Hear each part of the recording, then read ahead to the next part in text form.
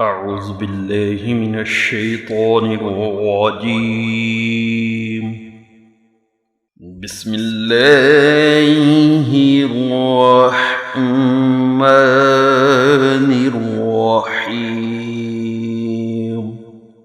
أتأمرون الناس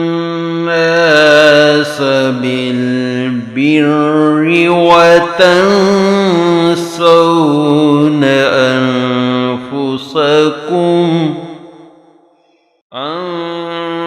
أنفسكم وأنتم تتلون الكتاب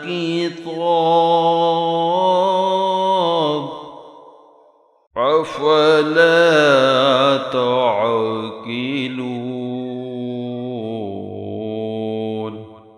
واستعينوا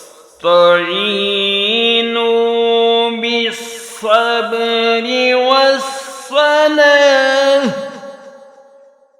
وإنها لكبيرة